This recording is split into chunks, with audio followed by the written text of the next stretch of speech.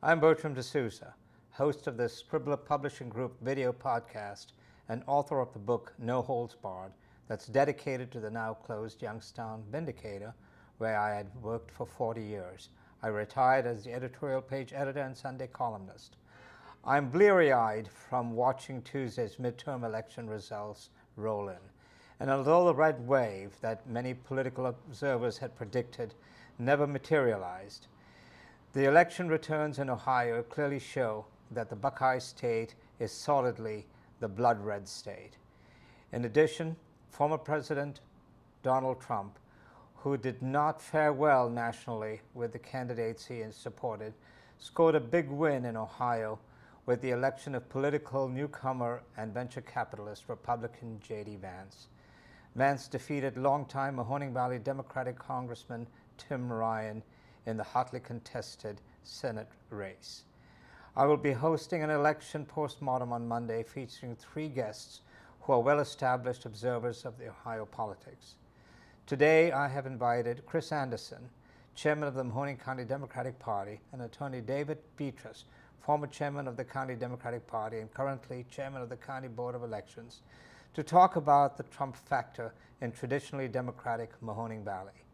Beatrice was party chairman in 2016 when Trump, the self-styled billionaire and real estate developer, stormed into the Republican primary. Trump went on to win the GOP nomination and ultimately defeated Democrat Hillary Clinton in the general election. Trump's success in capturing large chunks of blue-collar Democratic voters, especially white males, in the Mahoning Valley was noteworthy. Thanks for joining me. The day after what has become a exciting election nationally. Before we get into the specifics, I'd like each of you to give me an overview of your impression of the election and and also specifically about Ohio. David, let me start with you. Well, first of all, I want to congratulate Chris. I thought he had an amazing night. He got the party not in the best of shape. He outraised the Republicans. He pulled Carroll over the finish line. He got Lauren McNally to win. The other races were very tough because they're all gerrymandered. And so, he did, Gene won. Gene D'Onofrio won Mahoning County by respectable numbers, but he just got slaughtered in those southern states. So my hat's off to Chris, who I think is doing an amazing job. And, I think he's going to rebuild the Mahoning County Democratic Party back to a status where I had it when I was having some of my successes. Okay. I just couldn't do it anymore. I was just burned out. Right. Hey, Chris, talk about the election first, Mahoning County, and then Sure. Go ahead. Yeah. So, thanks, Dave, for the kind words. It was definitely a tough night for Democrats around the state. There's no denying that. It was a tough night for Dems around the state. It's always rough when you get a gubernatorial race called at 7:31 p.m. That's rough. Right. But again, around Mahoning County, we did have I would call it a good night for Mahoning County Democrats. Carroll won her race, albeit by a small margin, but there's that infamous saying that you only need one more than the other guy, the rest are for ego. So a win's a win there. We had Lauren McNally win a 3-way race that was in a district that was gerrymandered to make it easy for a Republican like Greg Bate to win. You also had like he alluded to, Judge D'Onofrio won Mahoning County almost 60-40. I think the final total came in at something like 57-43 or something like that, but almost 60-40. And then even when we talk about some of these there's still very, very promising signs in some of the races that we didn't win.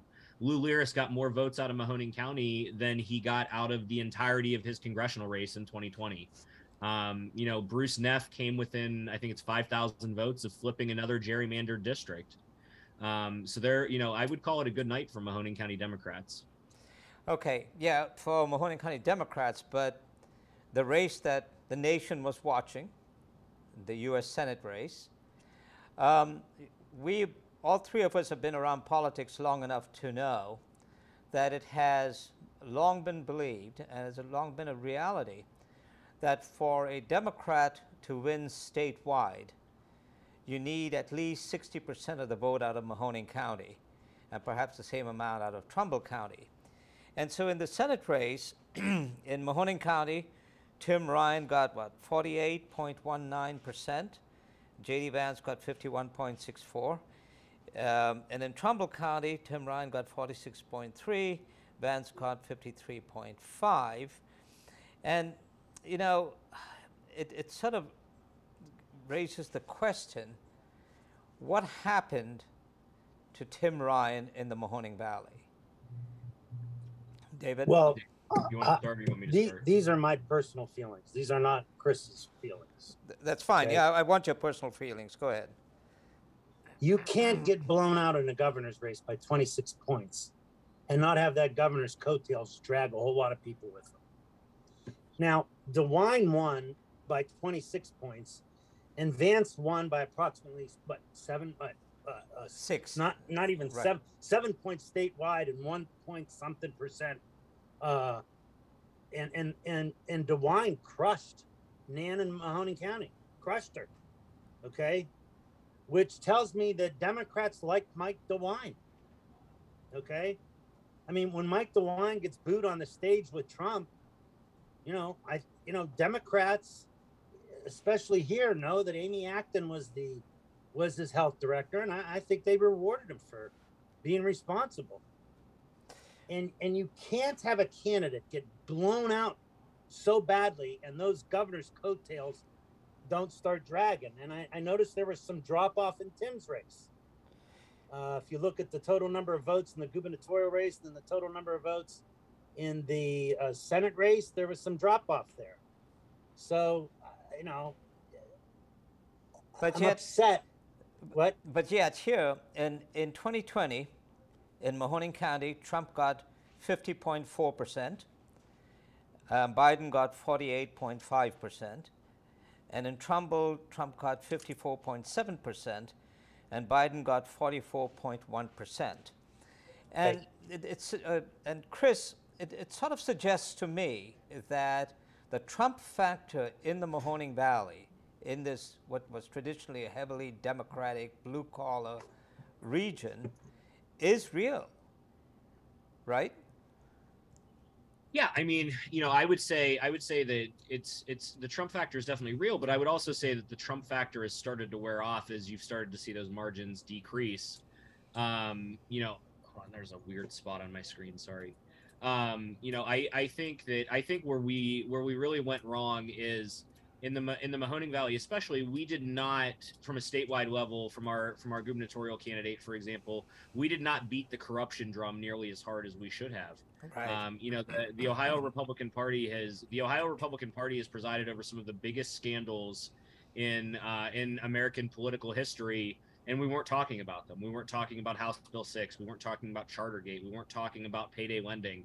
We weren't talking about any of those things. I don't think I heard a single candidate mention that 2 out of the last 3 Republican speakers of the House were indicted by the federal government. I think that was a real missed opportunity for us. Because I think from a statewide level, we weren't talking about a lot of the issues that people here in the Valley wanted to hear about, especially in Mahoning County, where they wanted to hear about kitchen table pocketbook issues.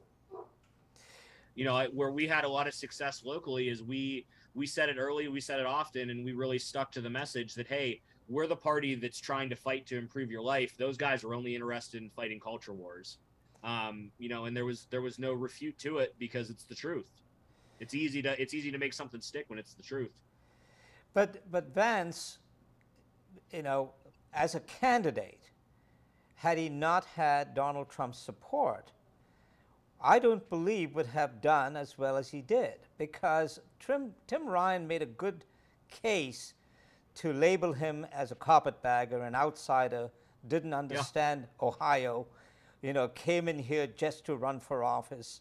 The whole, drug, sort of addiction. Had Vance lost, he'd already be on a plane back to San Francisco. Oh, absolutely. And so the issue about Trump in Ohio is an issue that I believe is going to be around for a long time. And let me I tell don't you, believe let me that. tell I you don't why. think so. Because Ohio has become, in the 40 years I've covered politics in Ohio, I have never seen Ohio redder than it is today, especially on social issues, especially on issues about women's rights, LGBTQ rights. I mean, you look at the agenda that Republicans are going to pursue, and it is an extreme agenda that, sort of replicates what Trump has been talking about. Well, and Bertram, I think that part of that, though, I don't think it's fair to bring that point up without mentioning the fact that it's because our state's chief export is young people, where those are their important issues. Because thanks to 30 years of Republican Party rule, our state's become a place where people come from, not a place that people Right. come to. We've lost population, but we're also the first state in the country that's had more, what was it, more deaths than births or something like that. It's the first time and that's entirely due to the exact policies that you're talking about. Young people don't want to live in states that don't share their values, and that's why you see Ohio in the condition that it's in, where we trail the nation in job recovery, where we trail the nation in wages. It's because young people don't want to live in the state of Ohio because of these positions that the Republican Party's taking and that they're forcing down people's throat. So it's only natural that I don't want to call it natural because it's not natural, but it's due to happen that when you start forcing young people out into other parts of the country, that all you're going to have left is people who agree with you. David? Doug Jones, when he was here, said it best. He said, you guys in Ohio were on the fast track to making yourselves into Alabama. Right. Yeah. I don't agree with that assessment. Now, to much of Chris's chagrin, I'm going to say some things that Chris totally doesn't agree with. The state party is dysfunctional. We did not get out. Now, Chris is looking at the abstracts, and I don't know, Chris, was our participation down? Democratic participation down? No, it was primarily where you see a lot of, and I'm only looking at the commissioner's race right now. By the way, I'm not looking at the Senate race, but it's where you see. Where you saw him start to close that gap in the commissioner's race was in the rural parts of the county where we have to do a better job of talking to the voters. Yeah. So if you followed the processing all night, it wasn't until that last batch came in that got processed at the Board of Elections, which was like Sebring, Greene, Canfield Township, that he was even within the ballpark. Yeah. Look, Bertram, you can't. Tim lost by 7%. Right. And Nan lost by 26, which means you had a lot of DeWine, Nan Whaley voters. I mean, DeWine, Tim Ryan voters. Right. But when your gubernatorial candidate gets blown out like that, you got no shot. You got no shot. Those coattails go a long way. They just start rocking Republican. They flip the page. I mean, a lot of people. I mean, what did DeWine get in Mahoning County? 60-some%, Chris? Something like that. I would have to, like I said, the only abstract I have in front of me right now is for the county commissioner's race. Yeah. So, I mean, people, those governor's coattails went a long way. Okay. Well, so I think that the governor's coattails were artificially earned as well, though, because he got a lot of credit from Democrats for his initial COVID response. But then the minute that Mike DeWine realized he was in political trouble, he caved like Mike DeWine's done for 40 some odd years. yeah. So he got were his coattails long, sure, but did he earn those long coattails? Absolutely not. But here's so Chris, I know you have to be leaving shortly. Oh, it's okay. I got about 9 minutes left. So let me ask the question about the Democratic Party locally and also statewide. Sure. Honestly, while some are making the argument that, well, look at the numbers, they weren't as bad as they were the last time. This was not, the bottom line is Republicans won every statewide office. Sure. In the Supreme Court race, there's no reason that Bruno should not have won. I mean, my God, she was more qualified. She'd been around a long time. She had name recognition. So Republicans are telling me that Ohio is now solidly a Republican state. including in the Mahoning Valley, that they're telling me. I disagree with that. Okay, but so Chris, answer that because you're the chairman of the party. Why are they wrong in that assessment? Well, I mean, for one, I can't speak for my counterparts in Columbiana and in Trumbull. I can't. Okay. But here in Mahoning County, we're not. I mean, have we become competitive? Absolutely. Are you in for a fight when you run countywide? Absolutely. But here locally, I believe that we've built what is a very solid framework that we just now get to, that now we need to work very hard to scale. Because one of the first, a lot of our priorities that my team initially launched when I became chair of, rebuilding coalitions and of embracing new technologies and improving voter outreach, they performed very well for us, and now we just need to scale them to across the state. From a state level, I think that it really comes back to we've got to get back to basics of meeting voters where they are.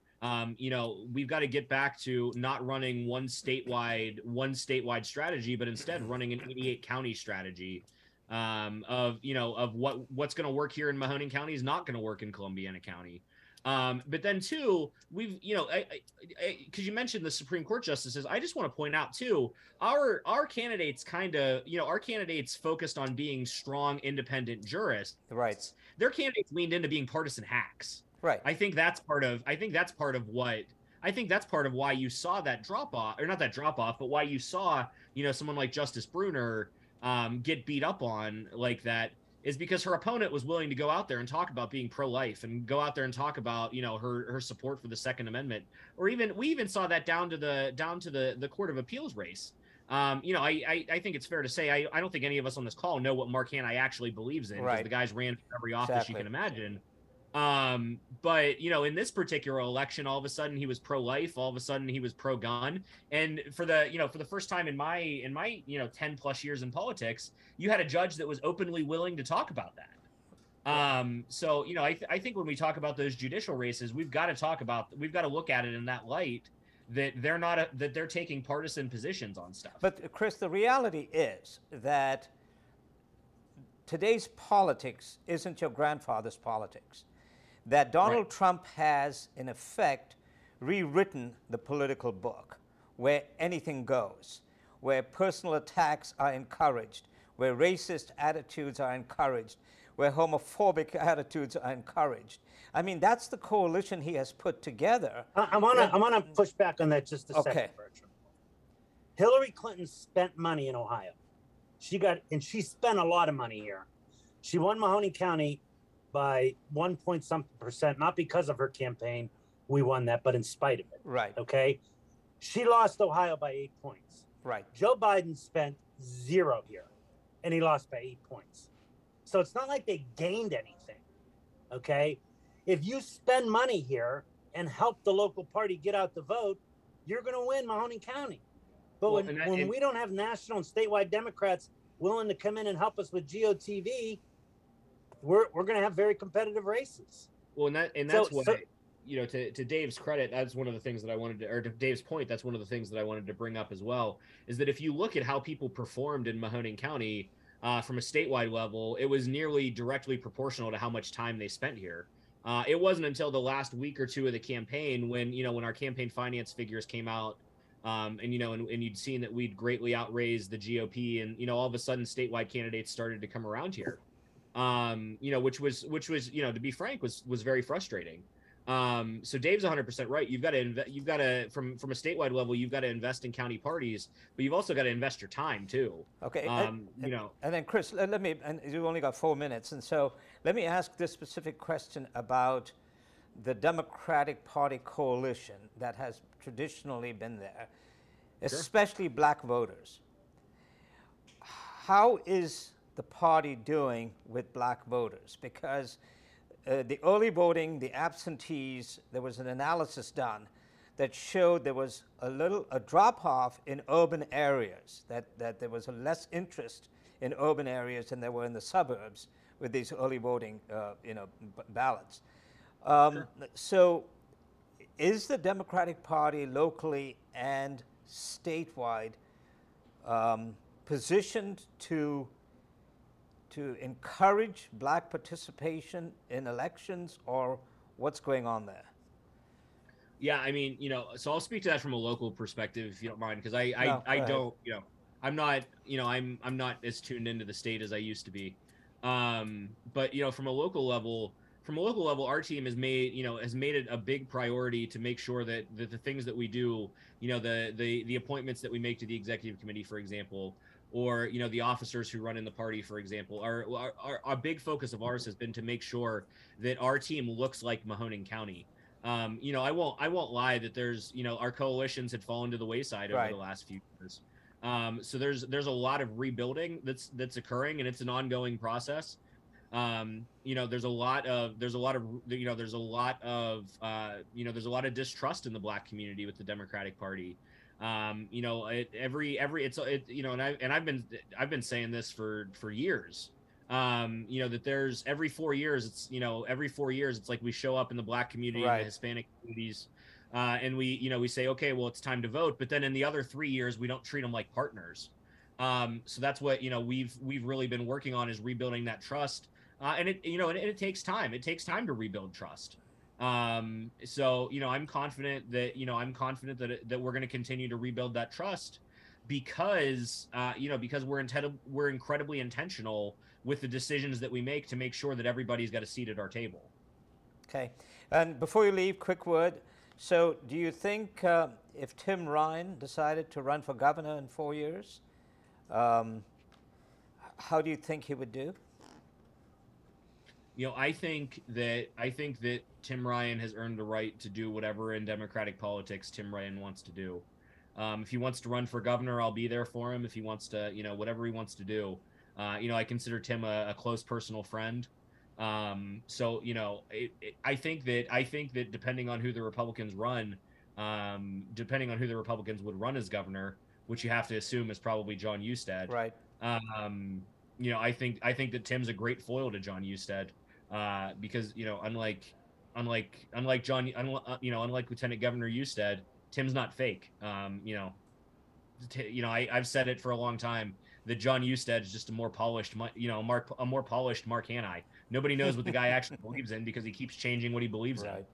So, well, listen, I appreciate you joining us. I don't want to keep you. I know you've got an appointment, but we'll talk again as this anytime. Anytime. Give me a call. Send me a text. Great. Thank you, Chris. Thanks, guys. Okay. Have fun. Good to see you, Dave. So, David. Bye-bye. So, David, in 2016, you were on the front lines when Donald Trump burst onto the scene. Yeah. Took the Republican primary by storm. Yeah. Broke every rule in the book politically.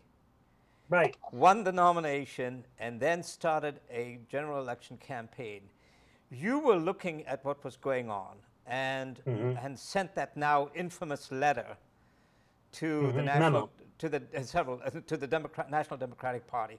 Talk about that. Yeah. Talk about what you were seeing in a Donald Trump that sort of gave you concern. Look, here's the reality of it. On our watch, we screwed a bunch of workers. That's on us. Us being the Democratic Party. Yeah. Past NAFTA. Like, because if you're a coastal Democrat, you want trade. Yes. You got those ports, the Port of Los Angeles and that. You want that stuff. If you're in the middle of the country, they didn't feel. I tell people this. Do you remember when they shut down the government over the Dreamers stuff? Yes. I was out having a beer at a shot in a beer place, and some guy came up to me. And I had resigned his chair already, I believe, at this time. And he said to me, F the Democratic Party. I said, why? He goes, when I lost my job, no one gave a shit about me. Now, how do I answer that? Is he wrong? Right. Guy's not wrong. Yep. He's not wrong. We shut down the government over undocumented aliens who were brought here as children. But when he lost his job, we were, no one did it. No one cared. And that's exactly what Trump tapped into, that white blue-collar grievance about jobs. They have a lot to be grieved about.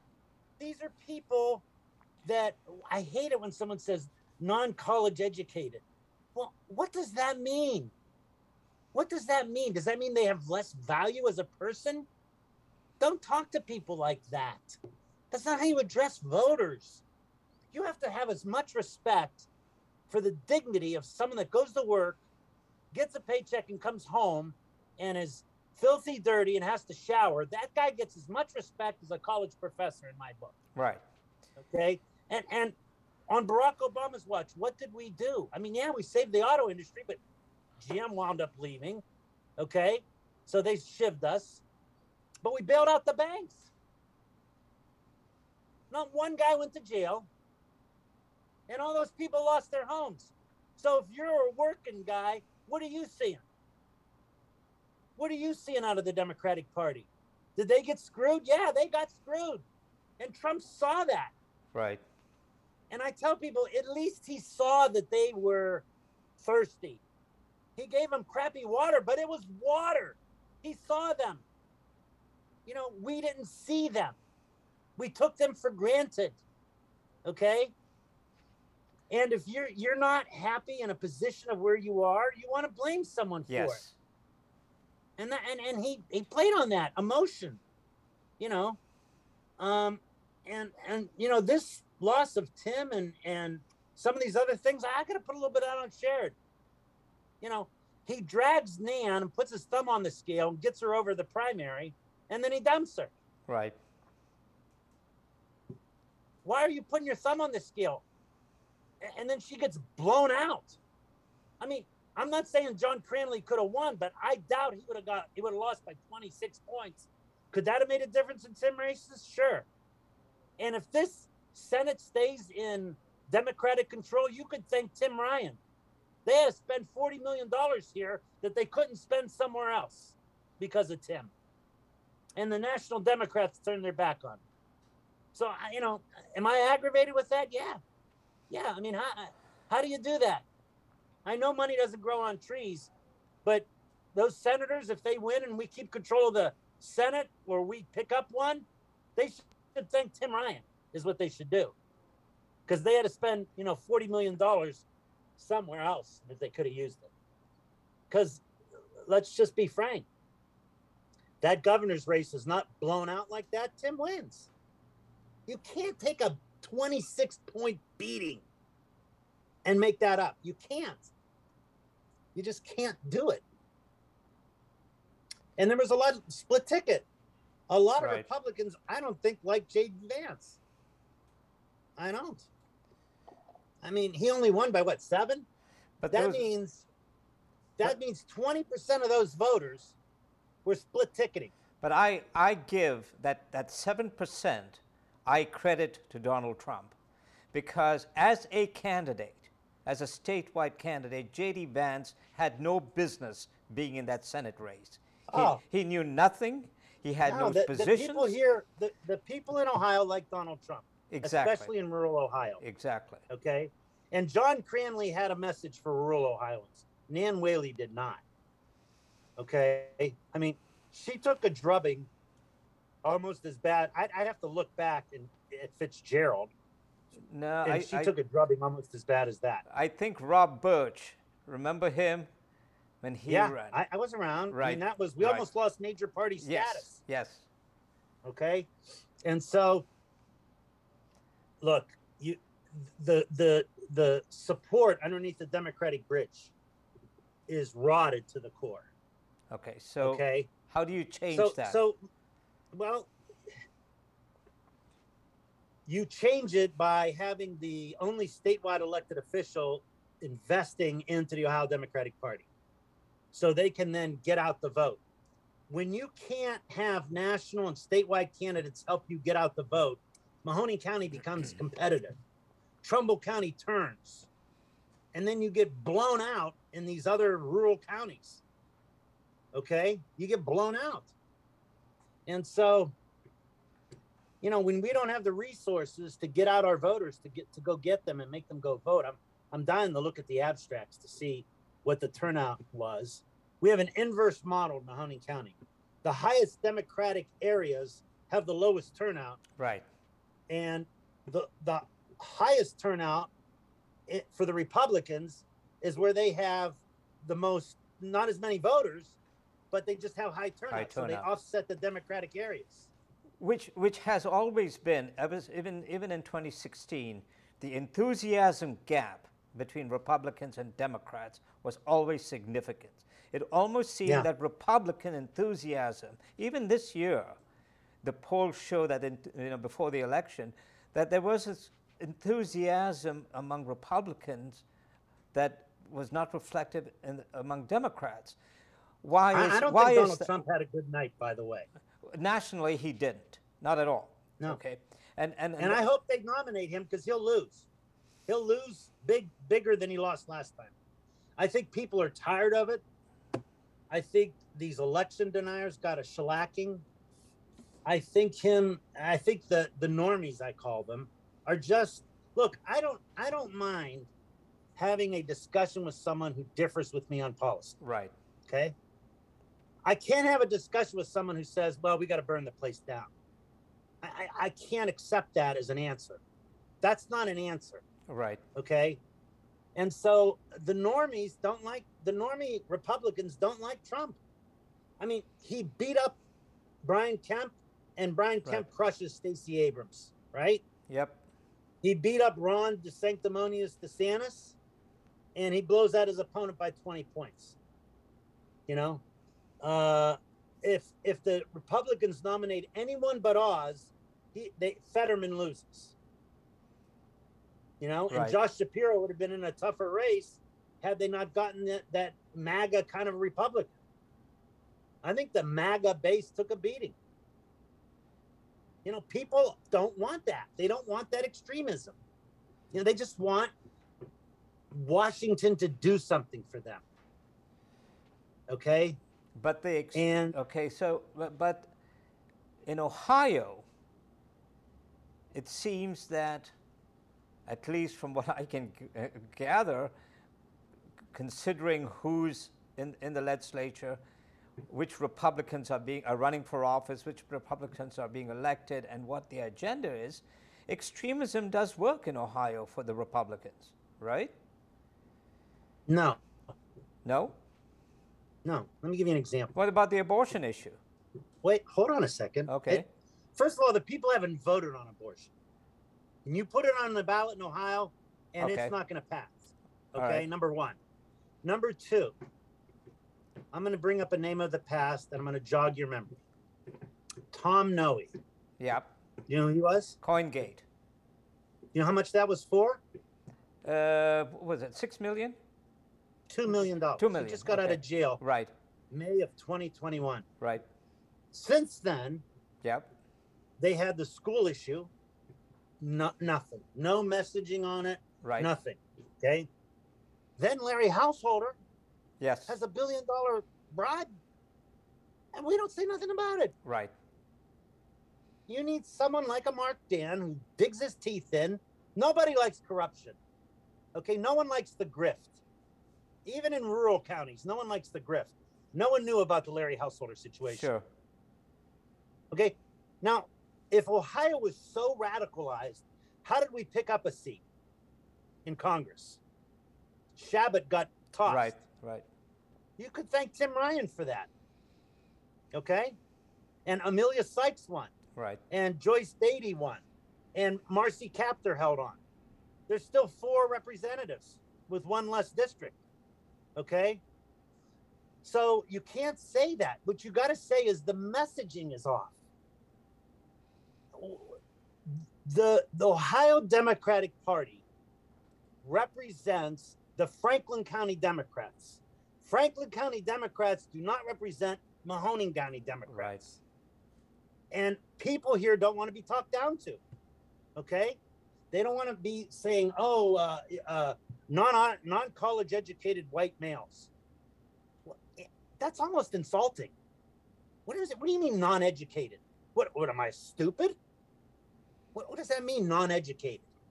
When you use non-educated, aren't you insulting someone? Or if you say white males without a college degree, what are you implicitly saying to them? See, the other side, we accuse the other side of playing a race card. Right. Isn't that in a way playing a race card? Isn't that in a way saying a white man isn't good enough to ask for his vote? I'm asking you, is that how you talk to a voter and then say, oh, by the way, go vote for me because I'm going to help you? No, you're not. You just said, I'm not college educated and I don't like you. Well, how is that not insulting is what I want to know. Okay, so where does the party go from here? It's in bad shape. It's in statewide, it's in bad shape. And it's going to affect local elections. You know, it is. And it just needs an overhaul, you know, and you need some fighters. I mean, I'm glad Amelia Sykes won, but she did us no favors in the state legislature. She wouldn't go after Larry Householder. Right. She wouldn't raise it as an issue. You had no one there like Mark Dan with Tom Noe. Okay. Right. No one. Yeah. How does not $1 billion bribery scam not get to the average voter?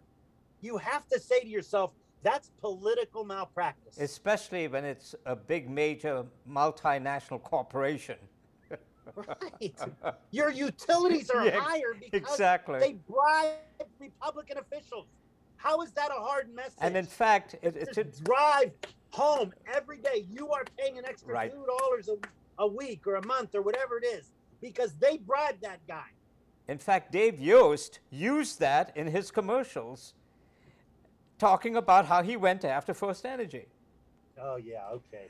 So you know, yeah. It happened on all their watches. Yep. I didn't see Dave Yost bringing criminal charges against Larry Householder. Right. Okay. It was the federal government.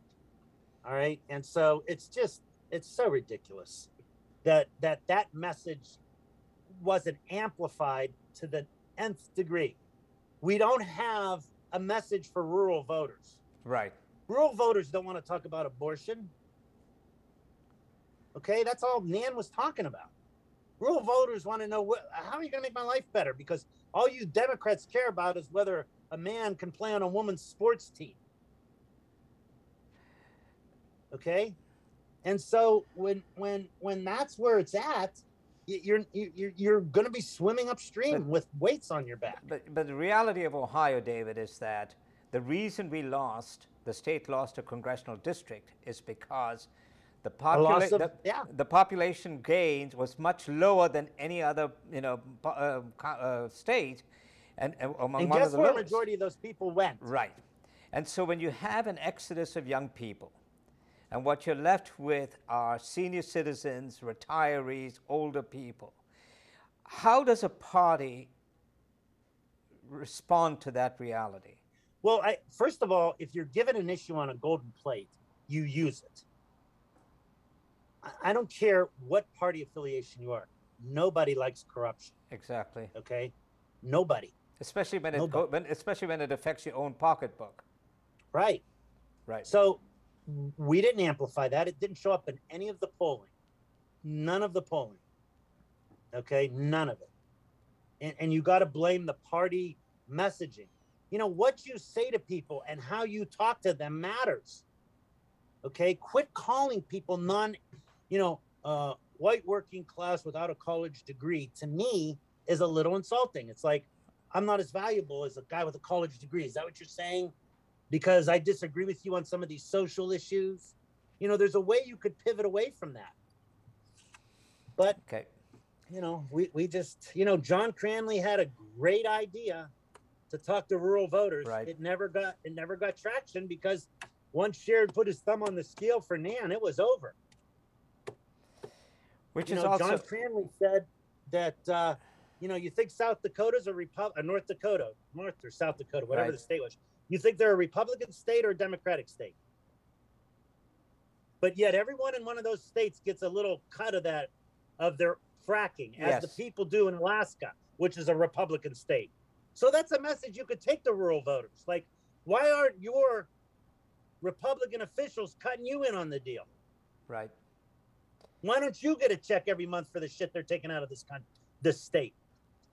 Okay? And if we're so bad off, you can't blame the Democrats. They've been in control 30 years. So let me ask this final question of you.